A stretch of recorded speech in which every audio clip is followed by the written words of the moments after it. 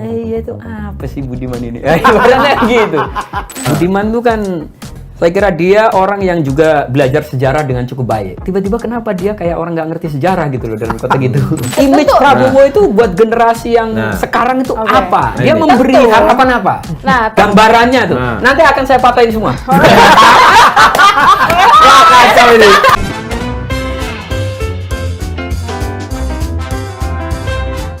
Ketemu lagi di Lanturan, lanturnya pasti, relevannya. Mudah-mudahan.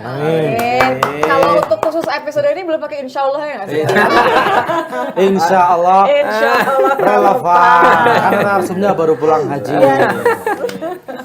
Kita kedatangan tamu yang masih hawanya Masih ada malaikat, Mas. Malaikatnya masih nempel. Masih panas, bau udara Mekah. baru pulang. Sore, Mas Bung. Sore. Tuang. Kalau Ini udah dari satu dulu. generasi gitu ya salamnya. Enggak lah, ada lebih tuaan dikit. Enggak, beda dikit sebenarnya. Beda dikit ya. Jadi kita kedatangan Bung Syafiq Ali, Haji Syafiq Ali. Boleh dong menyebut sekali-kali kan nggak ditulis disebut. Ini salah satu ketua PBNU. Termuda dong. Iya kan? Termuda. Enggak tahu ya. Termuda. Enggak tahu juga kita nggak lihat KTP-nya. Terus juga. Tapi tampangnya paling muda di iya. antara ketua yang lain. Nah, itu jelas kalau itu. Dan Look ya. kita semua tahu tampang seringkali menipu. Nah, bener banget. Apalagi kalau sasarannya emang sasaran orang yang tinggal nge-scroll ini doang, ya nggak sih? Jadi kenapa Bung Syafiq kita hadirkan di Lanturan hari ini itu kaitannya dengan sejarahnya ketika menjadi aktivis 95 ya, menumbangkan Soeharto bersama kawan-kawannya yang sekarang sudah ada di Senayan, Istana. Banyak juga loh, tapi Komisaris. kawan-kawan yang masih di rumahnya masing-masing. Yang di sawah juga pulang ada ke ya? kampung, banyak. ini penting. Jadi masih banyak juga, nggak semuanya ada di jadi Banyak komisaris. justru sebagian besar saya kira. Oh, gitu. Ini yang di Senayan saya kira cuma sebagian kecil. Jadi komisaris. Iya, yang juga jadi namanya. komisaris, jadi staff saya kira sebagian kecil. Dulu kan ribuan orang itu penggeraknya itu. Tapi kan yang kelihatannya yang duduk di sebelah orang yang penting, Mas. Apalagi Ya yang kelihatan. nyapres. Ya kan karena kan yang Terus diwawancara yang media mereka memilih menepi gitu, nggak masuk kekuasaan Tapi itu apa ya? Mereka sebelum ke sana kegiatannya? Mas, sebelum ke sana, saya mau minta komentarnya dulu nih sama saya manggil Bung aja ya, biar lebih enak. Biar aura aktivismenya itu masih terasa gitu loh. Banyak yang sinis gitu ya dengan saya ada beberapa grup lah aktivis-aktivis lama yang 80-an, 90-an gitu loh. Banyak yang sinis dengan pertemuan antara Budiman dengan Prabowo gitu loh. Pasti kaitannya karena Budiman aktivis, pernah jadi aktivis maksud saya, dan Prabowo pernah jadi Berada pada apa lah saat itu. Di posisi yang berbeda. berbeda. Nah, kalau Bu Syafiq sendiri melihatnya seperti apa? Sebagai sesama nggak tahu. Kalau sini sih, saya sih enggak ya. Mungkin dalam politik kan orang bisa bertindak apa aja kan. Dia kan follow interest gitu kan. Ya mungkin ya demi masa depan politik atau apapun. Ketemu saya kira kan di politik kan biasa ketemu siapapun kan. Ya cuma mungkin ya agak mengherankan gitu. Bukan hanya ketemu ya. Budiman bukan hanya ketemu tapi kemudian memuji Prabowo dengan Menunduk. ini kader terbaik. dan Mujinya itu ya? ini bla bla bla bla gitu. Kalau ketemu diskusi apa kan mungkin siapa tahu dia punya gagasan-gagasan yang bisa disampaikan karena Prabowo itu salah satu kandidat capres gitu kan. Mungkin oke aja kan. Oh siapa tahu mempengaruhi orang yang punya potensi menjadi orang nomor satu di negara ini. Tapi ya yang saya agak tertawa gitu. Tertawa ya? Iya, agak tertawa. Karena Iya, statement setelah itu yang saya kira agak terlalu menyanjung. iya itu apa sih Budiman ini? Ibaratnya gitu. Ini yang penting sebenarnya Mas Yogi. Apa ini tuh Apa yang penting? gitu ya. Itu. Apa itu kan itu kan sebenarnya menyesalkan tapi nggak terucap aja. Enggak menyesal saya juga enggak sih. Saya Nggak maksudnya habis pikir gitu ya. nalar politik, nalar pergerakannya itu kayaknya nggak ketemu gitu. Tapi gini, boleh nggak sebagai perwakilan generasi yang memang tidak berada di situ? Aku nggak bilang, ya ini kan era ya. Maksudnya aku nggak bilang bahwa millennials dan zillennials nggak punya kepedulian untuk memilih presiden yang track record baik itu. We do care. Tapi kan kalau nggak ada di sana kan nggak tahu. Jadi ketika ngelihat Mas Syafiq bilang tadi, kenapa ya? Kita bertanya dengan, emang kenapa? Gitu. Ini nggak sih Mas Safik? Ya mungkin buat generasi yang memang nggak ngalami ya. Kalau generasi saya sekarang Mas Yogi, Hakim juga masih ngalami. Jadi kita udah tua juga berarti. Sehat langsung kita Iya. Tarik nama. Iya kan? Kalau kita kan memang mengalami masa-masa di bawah kekuasaan militer yang totalitarian gitu ya. Jadi kita ada mungkin traumanya dikit dan memang sikap dikit yang apa banyak? Ya kalau saya kayaknya dikit lah gitu. Tapi memang kadang-kadang sikap yang berbasis trauma itu kan juga nggak bagus juga gitu kan. Nggak benar kadang-kadang kan. Nah, gitu. Tapi itu kan nggak bisa dilupakan. Namanya orang trauma kan ada gitu kan. Apalagi trauma kekerasan, trauma rezim otoritarian gitu. Tapi lebih dari soal itu bukan soal bahwa Pak Bowo itu bagian dari kekuasaan yang dulu tiran gitu, yang juga sedikit-sedikit pakai senjata. Gitu. Tapi Dia nggak pakai senjata kok, pakai tim mawar doang. Iya, tim mawar gitu. Tapi dulu kan secara umum Orde Baru pendekatannya gitu. Iya. Pendekatannya selalu yang terdepan itu. Jadi kalau sekarang kan kita tahu ada orang ditangkap polisi kan kita pasti prihatin semua dan mengecam semua. Dulu itu sehari-hari ibaratnya. Hampir tiap bulan ada yang digituan. Dan banyak yang tanpa pengadilan gitu. Kalau sekarang orang ditangkap polisi kita masih bisa cek di kantor polisi yang mana. Dulu kita nggak tahu. Orang tangkap polisi itu dibawa kemana kita nggak tahu. Baru selang beberapa hari baru tahu gitu-gitu kan.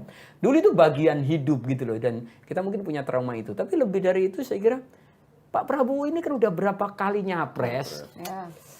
Dan ya tidak berhasil gitu. Dan beliau itu menurut saya udah sepuh. 60. Orang muda itu harusnya kan punya semangat ya ini ganti generasi lah. Generasi yang lebih melek zaman. Sekarang era teknologi, era digital, dunia makin terkoneksi kan. Negara-negara lain juga saya kira Pak Prabowo saya kira bukan orang yang menurut saya kira paham soal roh zaman ini gitu. Zeitgeist. Iya, zeitgeist zaman ini dia nggak relate gitu ya. Iya, saya kira dia akan sulit untuk kalau membayangkan Indonesia masa depan menjadi negara yang advance gitu dengan perkembangan hari ini. Saya kira Prabowo bukan orang yang tepat bisa mewujudkan itu dengan ya Tapi dia, harusnya beliau ini udah ya menikmati hidup aja pensiun setelah menteri gitu ya. Saya kira menurut saya gitu loh. Dan kita cari generasi-generasi baru seolah-olah Indonesia ini krisis. Orang muda ya harusnya dukung yang muda. Kata Budiman kan nasionalis, yang penting. Ya justru itu kan. Saya kira di Indonesia orang nasionalis itu banyak sekali. Ya, berdasar survei itu nasionalisme di Indonesia itu tinggi sekali. Saya kira Bung Safik ini berkomentar dari perspektif bahwa ini cari orang yang kira-kira lebih melek zaman, lebih muda dan sebagainya. Itu Kita juga pengen nggak 2045 Indonesia emas tidak gitu bisa ya. kita lepaskan dari trauma masa lalu juga karena Ya. berhadapan ya kan. Ya kemudian hanya pilihannya yang disampaikan adalah ya saya nggak mulah masuk ke wilayah soal masa lalu, masuknya ke wilayah kenapa nggak ada yang lebih muda sih selama gitu kira-kira gitu. Iya. Kenapa pilih aja Prabowo gitu loh. Kenapa kan punya Prabowo gitu. Yang Budiman katanya sekarang ngomongnya soal algoritma, ngomongnya soal digital. Tapi nggak salah kan ya. Aktivis ada yang kemudian melanjutkan hidupnya dan pergerakan perjuangannya misalnya di Ormas seperti Bung Safik, ada yang di LSM, ada yang di kampus, ada yang di sektor swasta. Ada yang masuk ke partai politik, ada yang masuk ke kekuasaan lah, calon presiden, bakal calon presiden. Sebetulnya kan nggak salah.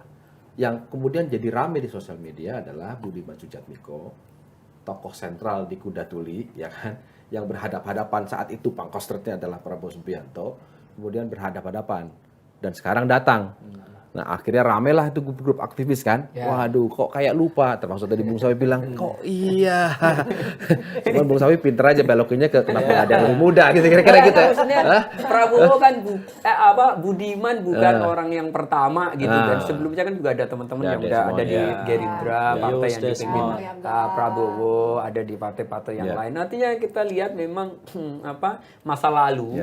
Atau track record masa lalu itu kayaknya di Indonesia itu tidak segitunya jadi patokan untuk memilih. Gampang lupa, gampang maafin. Ya antara gampang lupa atau memang keyakinan bahwa orang itu bisa berubah, ya kan? Dan kita harus memberi kesempatan kedua, ketiga, keempat, kelima atau keenam, gitu kan? Apalagi kadang-kadang dengan imbuhan perasaan bahwa kita kan nggak lebih baik dari dia, gitu-gitulah. Jadi memang bangsa ini karakternya apa? Maaf. di situ agak bucin ya.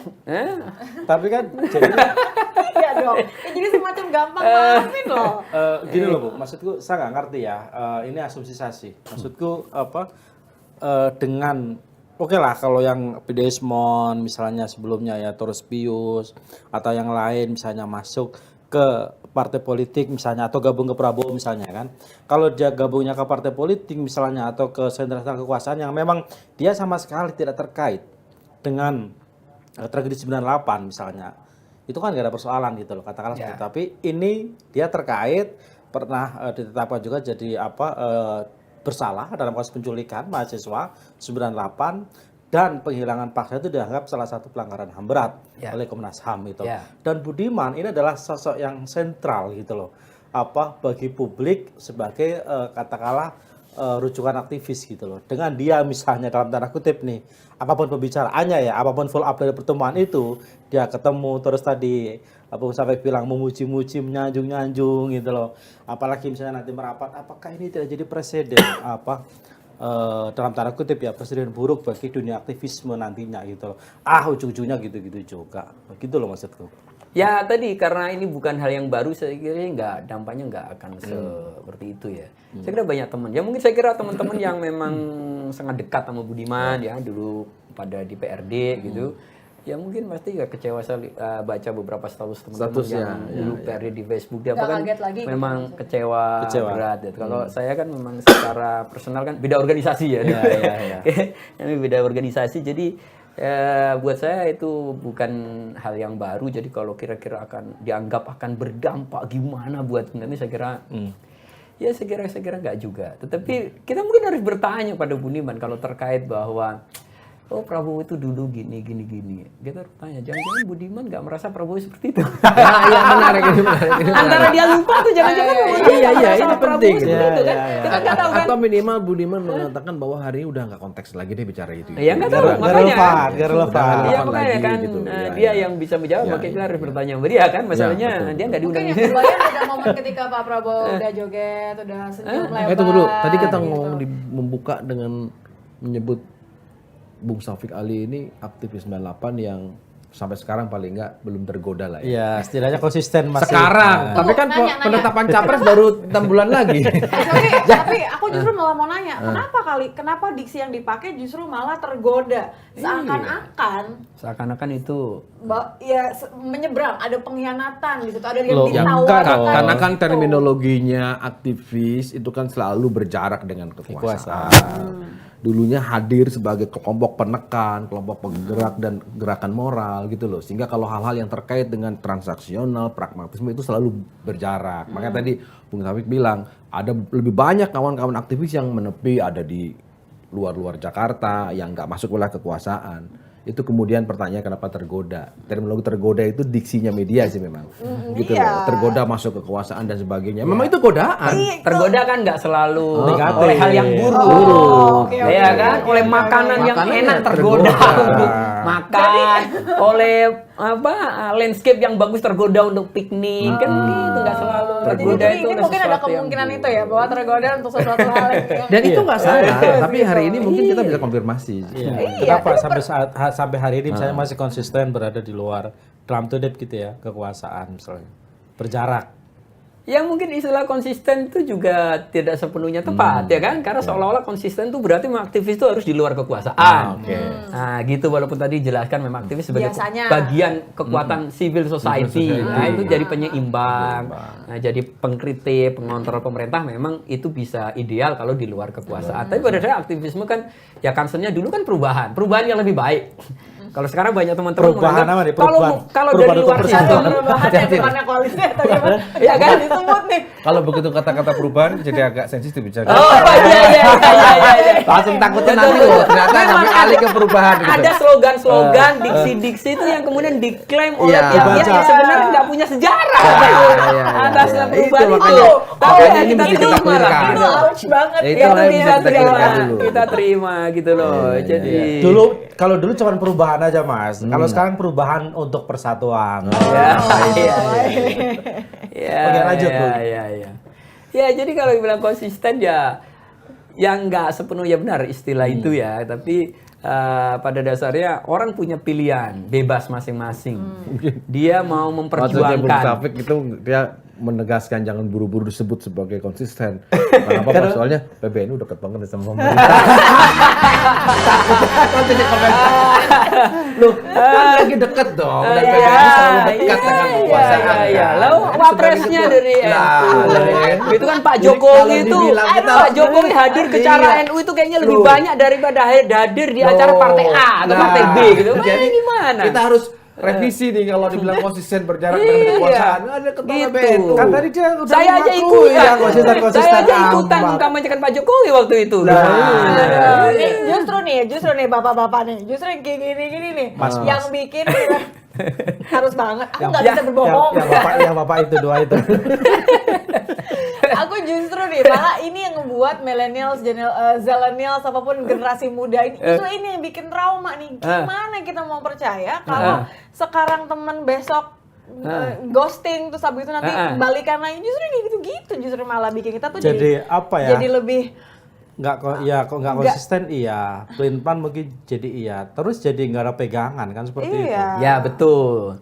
Betul. Karena jadi orang yang sebelumnya dianggap kiblat, figur atau role model, di ini kemudian ternyata dia tidak seperti gambaran para ekspektasi orang-orang yang mengenalnya, yang mengaguminya, ya memang itu menimbulkan kekecewaan. Dan orang yang kecewa itu kan biasanya kemudian ya udah jadi fatalis gitu kan. Padahal sikap fatalis itu buruk buat masa depan sebuah negara. Ya tetapi Budiman satu dari sekian. Satu dari sekian banyak saya kira aktivis yang tidak mengambil sikap seperti itu, tidak mengambil pilihan seperti itu. Di antara misal kalau kita ngomongnya 98 atau generasi sebelum itu gitu. Jauh lebih banyak yang pada dasarnya tidak berkelindahan atau masuk di dunia politik. Nah, di situ banyak sekali teman-teman saya bisa menyebutkan jauh lebih banyak teman-teman saya yang ya kembali hidup sebagaimana orang biasa, menjadi profesional, ada yang kerja, ada yang jadi petani, ya jadi buruh biasa, yang nganggur juga tidak sedikit, dan ada banyak sekali gitu loh. Ada banyak sekali gitu. Tetapi kan ini yang nggak kelihatan. Nah itu. Nah, ini yang nggak kelihatan oleh publik karena memang menjadi orang biasa kan memang jauh dari sorotan. Menurut saya mungkin ya, ini bisa kita diskusi.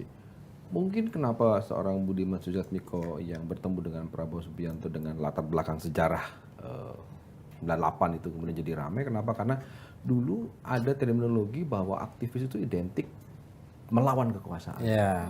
Ya kan? Kalau sekarang misalkan aku mau narik ke sekarang nih. Kalau sekarang apakah itu masih relevan? masih relevan. Terus untuk generasinya yang dia kalau dia mengaku sebagai milenial. Mengaku ya. Mengaku Oh nih iya, mau oke lah kita iyakan aja lah ya. Milenial gitu kan. Aktivis itu apa sih batasannya, wilayahnya, atau apakah harus betul-betul jadi mengkritisi kekuasaan, harus berjarak betul, pokoknya apapun harus jadi oposan, atau ada aktivis lain misalnya yang dikerjakan oleh Bung Safik ini kan, mengelola anak-anak muda. Perjuangan yang lain di maksudnya gitu. grassroots. Iya. Dengan isu kalau dulu kan 98 musuh bersamanya Soeharto, clear, selesai. Dari mulai pers yang dibungkam merapat, dari mulai buruh yang dikebiri merapat, semuanya jadi satu, ketemu gitu. Tapi sekarang ini mesti kita dudukan untuk mengklirkan, jangan-jangan rame-rame ini hanya romantisme aja teman-teman 98 yang memang agak itu tadi, oh kok Budiman ini kayak nggak tahu sejarah aja. Tapi kalau yang anak-anak muda sekarang gimana Mas menjelaskannya itu? Ya kalau terkait aktivisme pada dasarnya kan sebuah tindakan sukarela untuk mengupayakan sebuah perubahan yang baik buat orang banyak. At the moment. Kalau dia nggak sukarela kan nggak disebut aktivis. Anggota DPR bisa mengupayakan kebijakan yang baik, menteri bisa ya, tapi karena dia dibayar negara. Yang disebut aktivisme kan voluntary action, yang bisa menghasilkan sebuah social impact yang berdampak pada orang banyak. Nah, di situ kuncinya. Dan saya kira tidak selalu di politik. Di negara-negara yang sudah demokratis, aktivisnya nggak banyak ngomong politik. Dia melahirkan inovasi sosial untuk membantu kelompok-kelompok tertentu yang terpinggirkan. Karena mungkin di negara demokratis atau di negara maju, kelompok yang terpinggirkan itu jumlahnya sedikit. Nah, gitu-gitu. Jadi akan concernnya ke situ. Ada yang bekerja untuk lingkungan, nah, kan? Agak jarang, nggak ada kaitannya karena memang negaranya udah demokratis. Tapi di sebuah negara yang dianggap atau kategorinya memang belum demokratis, di mana negara seringkali melakukan pelanggaran-pelanggaran, concern aktivis itu memang akhirnya banyak merespon negara sehingga dia ada di luar negara. Kalau zaman Orde Baru aktivis itu ya vis-a-vis negara. Tapi setelah reformasi kan enggak. Karena saluran terbuka, semua kelompok sosial, unsur sosial, entitas politik sosial tuh punya saluran. Gitu kan. Misal NU, Muhammadiyah, nasionalis, mau yang sekuler, apapun punya saluran. Jadi nggak ada kebuntuan politik seperti dulu. Jadi mengambil posisi berjarak dengan negara itu bukan kemestian, bukan keharusan. Nah, tetapi yang penting komitmennya pada perubahan lebih baik, kepentingan umum atau tidak. Dan yang membedakannya adalah dia dibayar atau tidak. Kan gitu. Kalau di luar kan namanya aktivisme itu kan sering dianggap misal pro bono. Atau kalau toh dapat bayarannya itu nggak layak lah gitu loh. Memang itu tindakan sukarela ya, cuma ganti ongkos bensin kalau istilahnya, nggak akan bisa buat nyicir KPR istilahnya gitu kan. Kan gitu lah. Justru itu yang lagi dipikirin sama milenial sekarang itu ini menjadi penting. Artinya dalam konteks sekarang itulah gambaran yang disampaikan Bung Safi tadi kan, bahwa hari ini ya tidak kita sudah bisa disebut negara demokratis atau belum? Secara umum saya kira relatively kita demokratis dibandingkan negara tetangga ya, Thailand, Myanmar apalagi gitu kan, negara di India, Amerika sekalipun dari. Jangan-jangan pertemuan Budiman Sujatmiko itu salah satunya untuk membuka pintu, menyadarkan semua bahwa sudah lah, jangan dikait-kaitkan lagi. Gak usah ngomongin soal demokrasi. Iya, ini udah selesai. Ya problemnya adalah Budiman itu kan, saya kira dia orang yang juga belajar sejarah dengan cukup baik.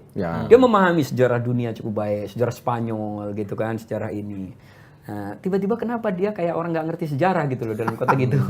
Itu yang kadang-kadang bikin ketawa gitu.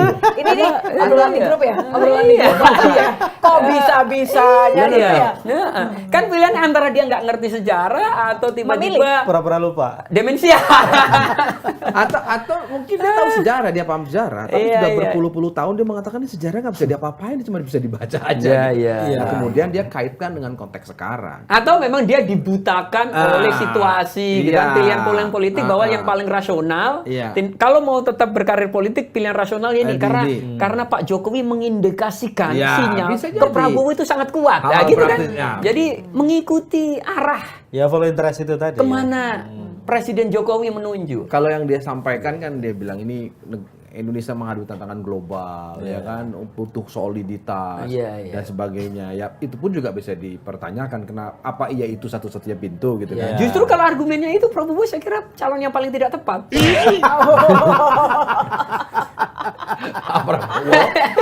Jadi kalau pakai argumen Budiman yang daging-daging itu, justru tuh Prabowo itu calon yang paling nggak tepat. Jadi kontradiktif ya. Betul. Kontradiktif ya. Jadi paradoks gitu loh. Paradoks. Jadi ini tindakan yang paradoksal memang. Makanya ada mantan aktivis yang status Facebooknya saya nggak menyebut namanya. Ya akhirnya mengatakan ya politik hanya menjadi dalih gitu ya. Itu kan dia menyebut ya. Itu tadi. Ya tapi kita nggak tahu ijtihadnya Budiman kan. Ijtihadnya Budiman seperti apa. Tetapi buat yang kenal Budiman, nalarnya, paradigmanya, logikanya, ya agak antara kecewa atau ya menertawakan aja. Ya kan menertawakan aja gitu. Jadi kita tertawa aja. Iya. Jadi enggak dia ingin ngomong, harusnya kalau menurut saya mungkin harusnya kalau ketemu Prabowo ya udah ketemu aja gitu loh. Enggak usah pakai pembenaran yang dake-dake gitu ya. Karena ketemu aja. Paradok, gitu. Ketemu aja, ngobrol-ngobrol aja, bikin deal-deal ya silakan. Tapi enggak usah dibuat jelas statementnya itu gitu. Artinya dia sadar betul bahwa apa yang dia lakukan itu pasti mengundang reaksi. Iya pasti. Iya kan, makanya dia sudah dari awal membuat itu, kemudian ketemu, bahkan ada yang mencibir. Kan bukan hanya ngobrol-ngobrol tapi press conference kan, memberi statement khusus. Justru malah jadi dan kayak ada beberapa yang memperhatikan menganggap Budiman itu menunduk di depan Prabowo. Ada yang ngasih padahal dulu mengepalkan tangan kiri. Bukan cuma tangan kiri Pak, Budiman itu salah satu yang kencang juga ngeritik Prabowo soal 98. Bisa cek lah sejarah kalau tadi Mas Safi bilang itu. Makanya kan ini memang agak aneh tadi. Ya itu tadi gitu loh, antara kita bingung, kecewa atau ya udah kita tertawa aja gitu. Melihat apa ini. Tapi aku gini, oke deh, itu kan jadi kesannya adalah pilihan pribadi gitu kan ya. Pilihan pribadi sekarang. Tapi kan tetap kan yang harus dijaga adalah penerjemahannya kan gimana. Itu doang yang dibutuhin. Konteksnya kan tetap pilpres, Gus, Mas, Bung. Aku kalau kamu dibilang bapak-bapak semua Tadi Bung Safi udah menjelaskan, jangan-jangan Budiman Sujatmiko dari perspektif politik dan pengalaman dia melihat ini ada peluang peruntungan politik dia. Karena Pak Jokowi kok body language-nya sudah mengarah ke sinyal-sinyal. Prabowo, kemudian dia segala arah merapat, itu bahasa politik praktisnya. Tapi kemudian itu dipertanyakan, nah ini kalau itu terjadi kepada seorang hakim yang mungkin bukan ngerti sejarah berhadapan-hadapan, nggak ada masalah. Iya, nggak ada masalah. Bung Hafik itu mempersoalkan, loh kok yang nggak ngerti aja, dulu kan ada depan, dulu rapat bareng, dulu diinjek bareng, kira-kira gitulah. Terus bagaimana menjelaskan ini? Itu nitnya. Nah itu udah akan nyampe ke generasi Bu, karena generasi Bu yang lain kan tahu. Penerjemahannya akhirnya sama kita adalah sampai berhenti di situ aja. Padahal kan justru yang krusial jangan kan. sampai tahu Mas, generasinya Nita jangan sampai tahu. Kalau tahu healing mulu ntar.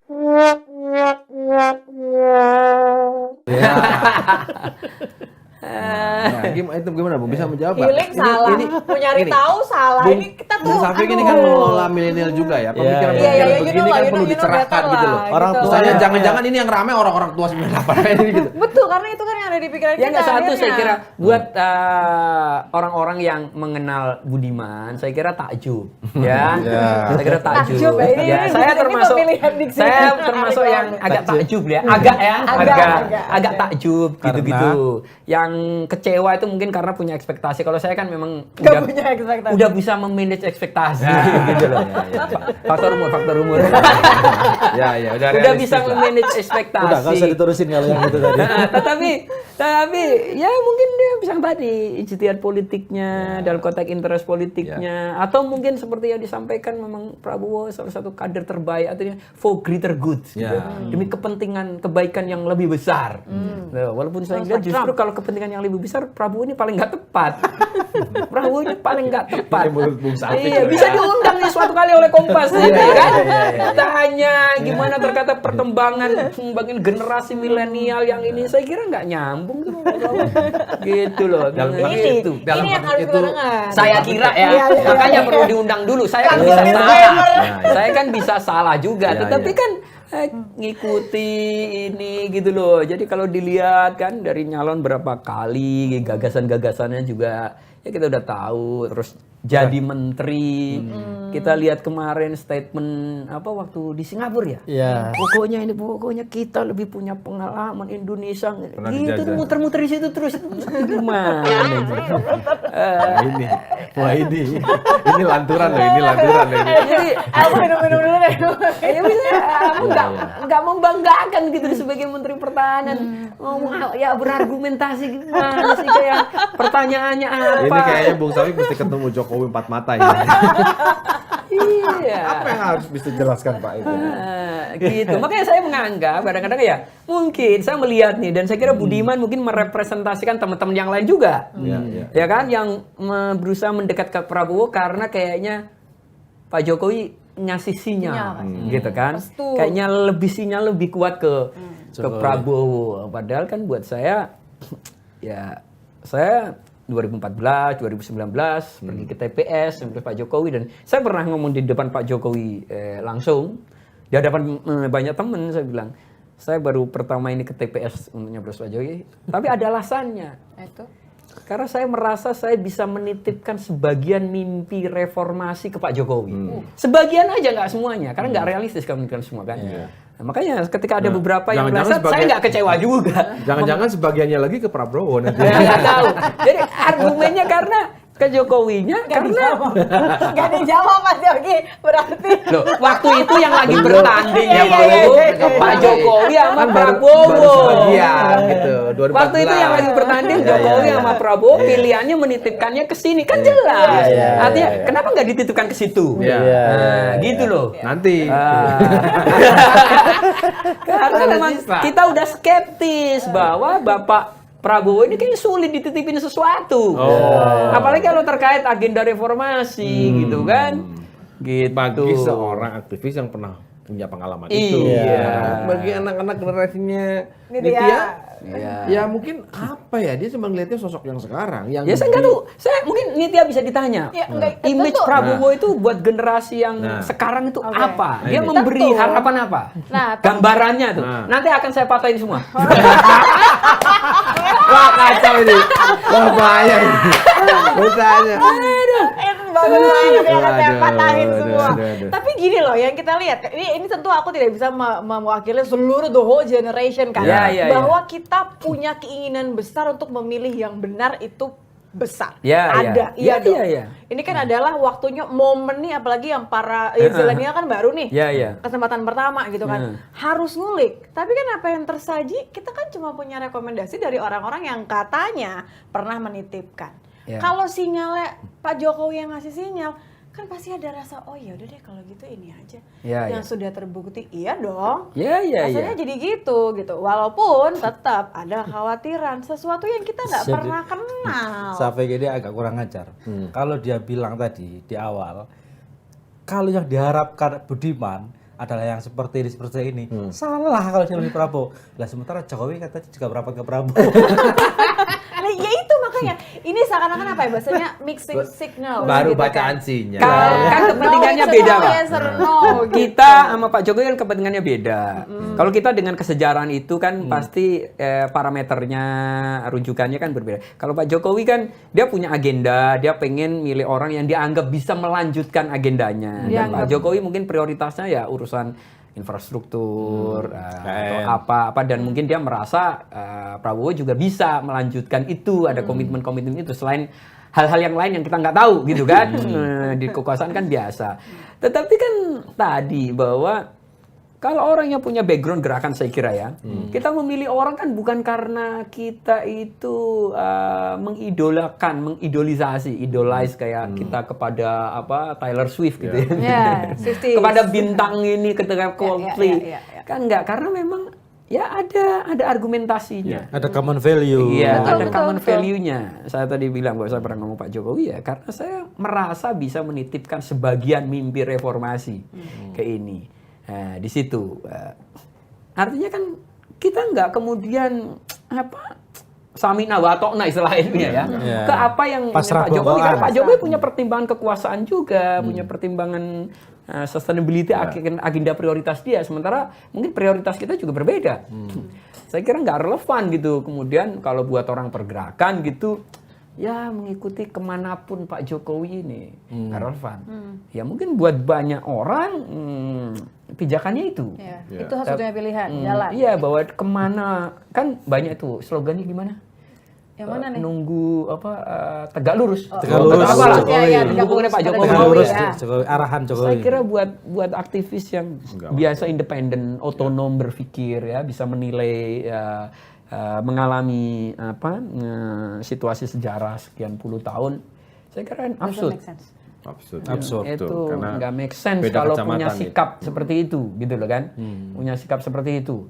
Orang NU aja dalam politik nggak selalu ngikutin kiainya, gitu loh. Padahal percaya bahwa kiainya ini orang baik yang dia kenal ini. Gitu. Common sense yang kemudian harus gitu loh. Apalagi kita aktivis. Kita aktivis yang punya parameter sendiri, prioritas sendiri. Kita tahu apa yang menjamin sebuah negara itu bisa berjalan baik itu apa aja. Saya kira nggak make sense, nggak sulit diterima.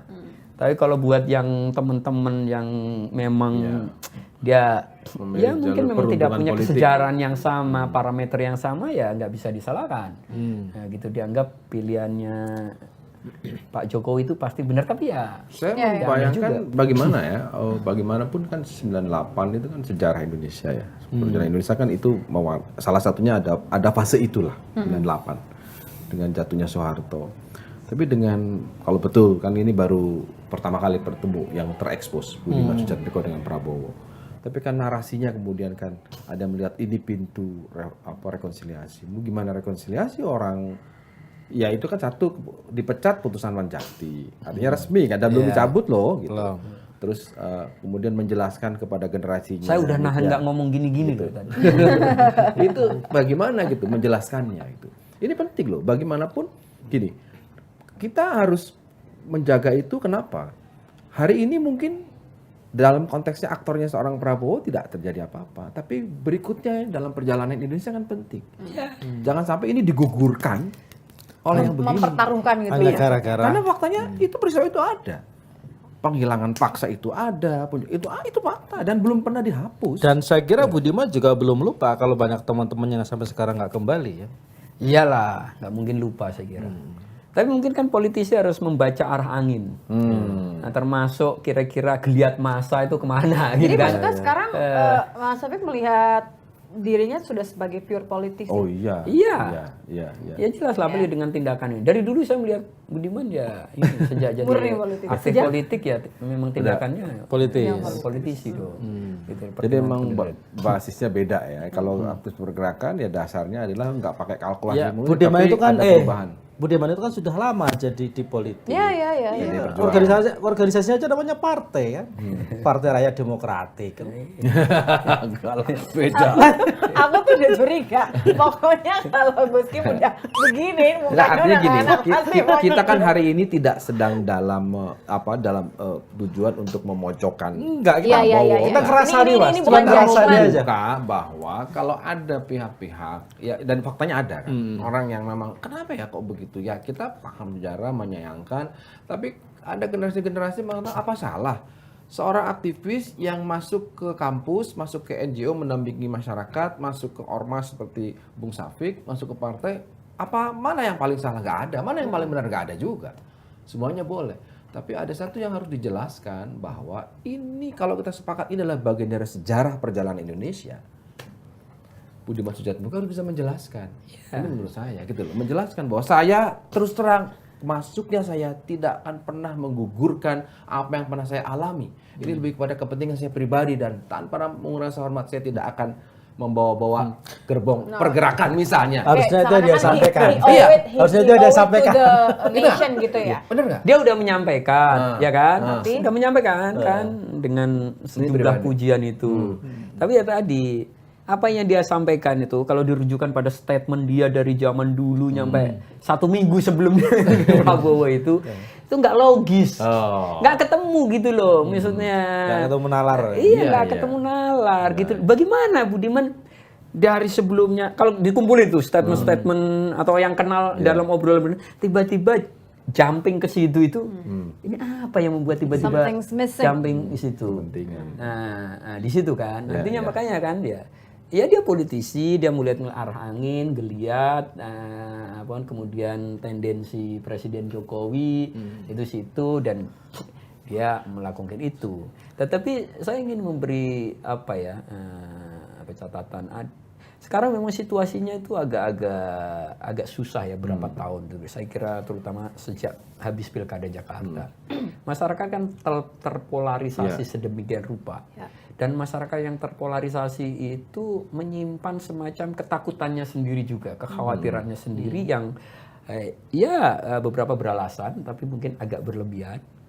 Dan dia kemudian mencoba mencari blocking politik. Cantelan politik dan blocking politik. Dan sekarang banyak orang kan jadi mulai nggak peduli track record, nggak peduli masa lalu, nggak peduli ini apa, karena dia sedang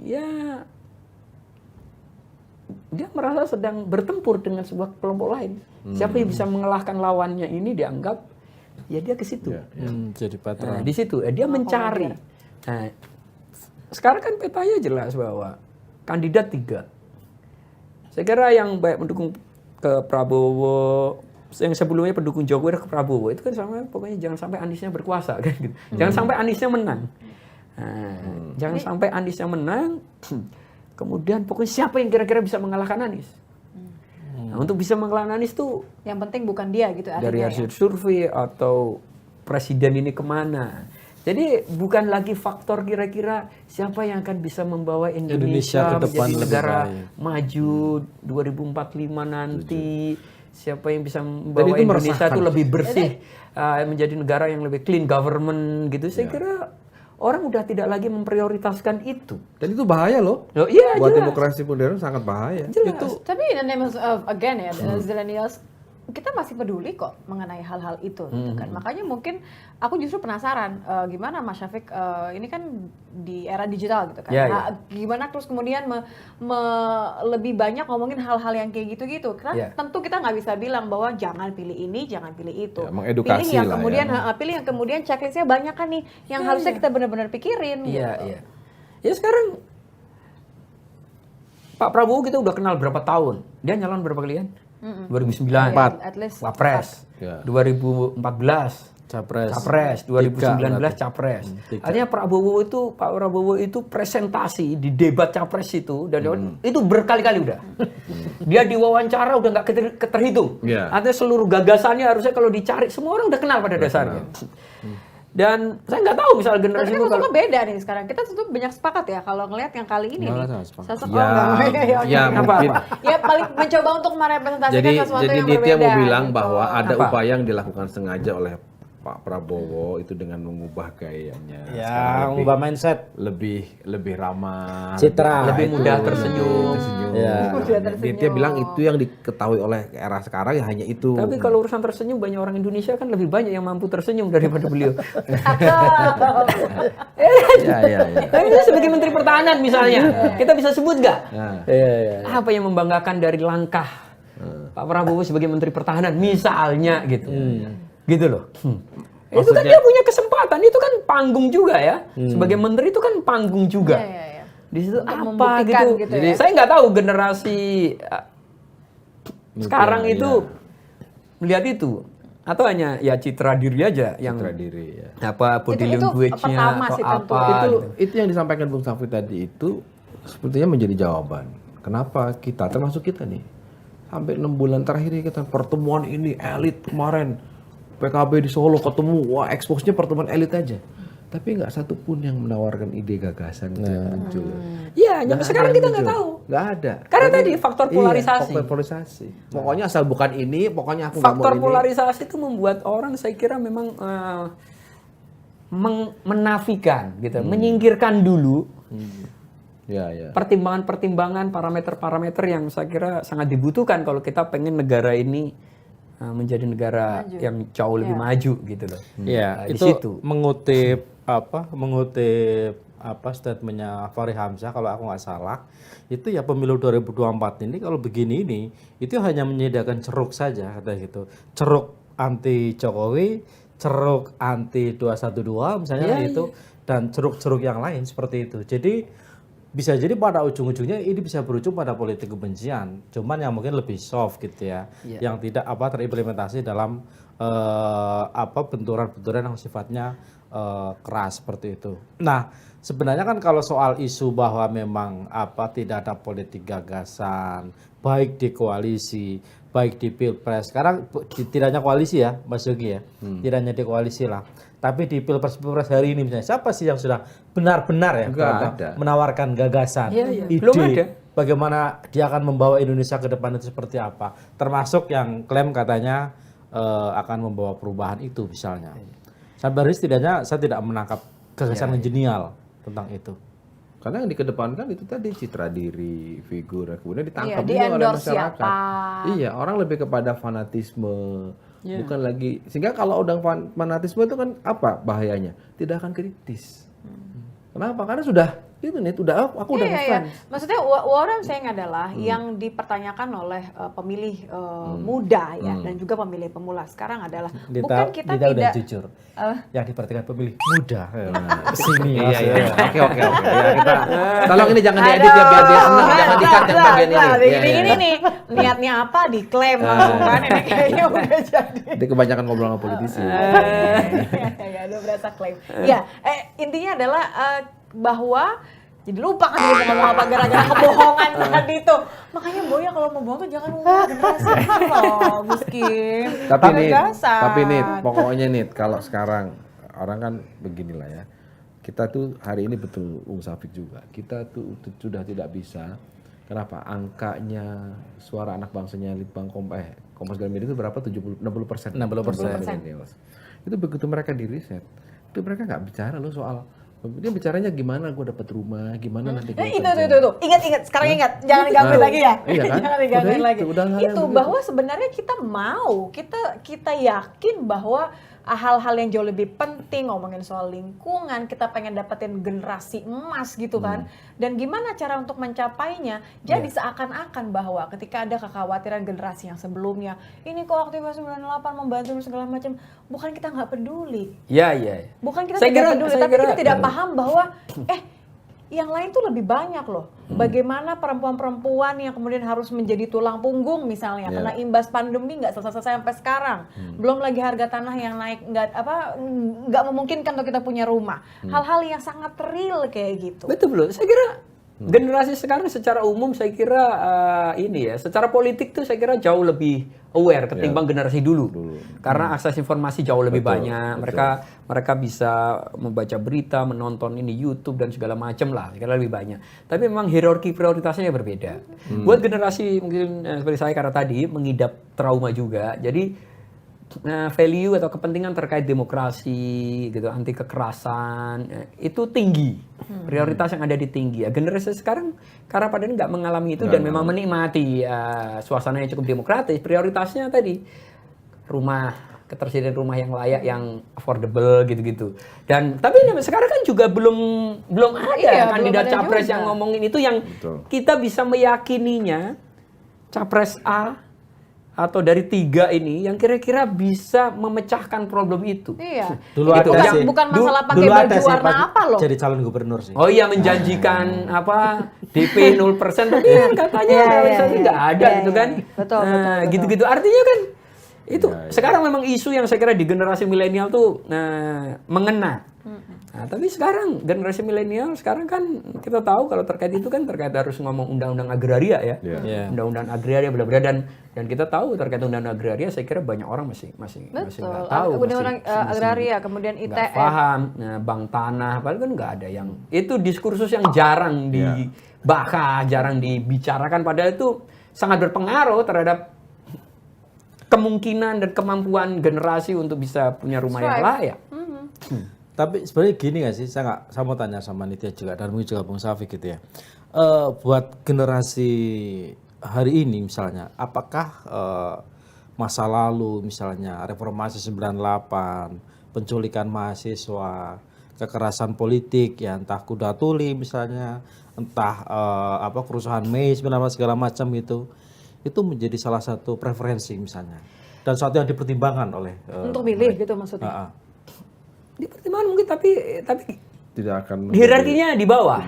Prioritas nomor sekian. Karena kan trauma itu kan tidak kemudian di pass on to the next generation kan gitu kan. Maksudnya kita hanya kemudian mendengar jadi bahwa kita tidak bicara trauma ya, kita bicara sejarah yang tadi disebut oleh Mas Yogi pemahaman sejarah itu nih. Paham. Maksudnya gini, sejarah itu adalah sesuatu yang kita harus pahami dan kemudian berpikir secara logika bahwa ketika itu terjadi tidak diputus, ini akan terjadi lagi. Siapa kemudian orang-orang dan dalam yang kemudian konteks pemilu, kalau kita mengatakan bahwa pemilu itu kita jadikan sarana untuk pergantian kepemimpinan untuk Indonesia yang lebih baik misalnya, itu menjadi penting atau enggak bacaan sejarah itu menjadi referensi utama atau tidak oleh anak-anak muda. Nah tadi Bung Syafiq mengatakan itu jadi prioritas sekian.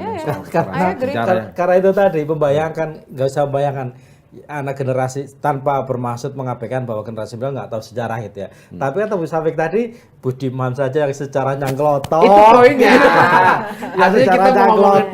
Artinya kita kurang harus maklum kalau generasi milenial nggak mengalami aja. Apalagi ini banyak generasi milenial itu mungkin di rumahnya itu udah capek juga denger nyokapnya atau bapak dulu bokap itu susahnya dulu nyokap itu kamu tuh sekarang udah enak kan sering kan kadang-kadang di online tuh pada cerita gitu udah kayak bokap nyokap gue itu bawaannya bokap gue dulu ini apa sih mama apa gitu jadi gitu ya udahlah yang dulu lah gitu kan. Iya makanya kan pertanyaan itu buat Budiman saja yang tahu sejarah, yang mengalami, yang pernah jadi korban, yang sering mengimajinasikan tentang masa depan yang lebih baik, aja menganggap itu seolah-olah asumsi kita ya atau asumsi saya itu nggak penting, itu terbukti ketika dia menyambangi Prabowo, terus setelah itu menyanjung Prabowo kan terbaik segala macam.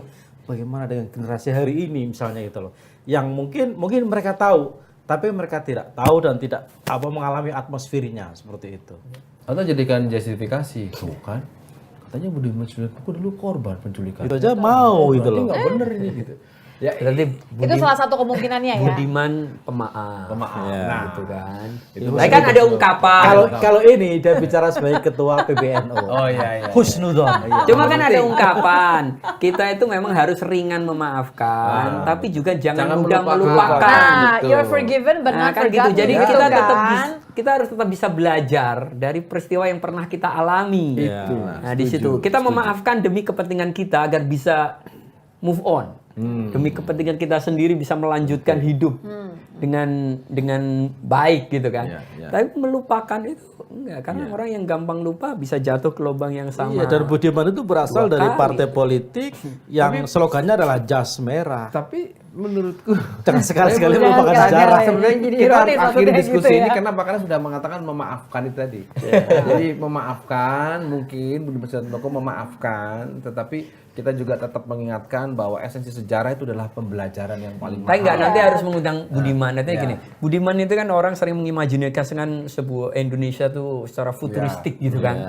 Dia mau bikin project bukit Bukit algoritma, algoritma. ya kan, nyampe Silicon Valley kayak gitu-gitu kan. Kadang bikin saya ketawa nih, Budiman paham Silicon Valley atau enggak. Kalau ngomong sebagai inkubasi itu oke lah ya, bukit algoritma oke lah. Tapi ngomong Silicon Valley, gue bilang ini Budiman ini baca buku mulu kayaknya. Buku apa aja yang dibaca. Tapi artinya kayak kita berundang bahwa dia orang yang sering mengimajinasikan masa depan yang futuristik itu. Dia nge-tweet karena kita hidup di era yang dipenuhi wawasan-wawasan yang membingungkan. Ya saya paham, dia kan berusaha menerjemahkan bahasa Inggris saja jadi terjemahannya. Jadi tapi kesannya terus hasil diskusinya dengan Prabowo itu emang kemudian membuat dia itu kayak mendapatkan pencerahan itu. Wah, ternyata Prabowo orang yang bisa dititipin imajinasi agenda tentang masa depan yang Lebih Dia baik. bayangkan yang tadi. futuristik ini tadi gitu loh. Nah, kan harus ditanya, Ya, makanya ya, harus ya. diundang, Berarti- ditanya gitu loh. Sujatmiko, Baru ketemu sekali kok tiba-tiba. Silakan datang ke Lanturan, memenuhi undangan Bung Safik. Ya kan nggak fair kalau ini Budimannya belum diundang Makanya, terus ini kita saya undang, udah ya kan? diundang. Dan ketemu lagi di Lanturan. Nanti kalau Budiman diundang saya diundang lagi nggak apa-apa. Aduh.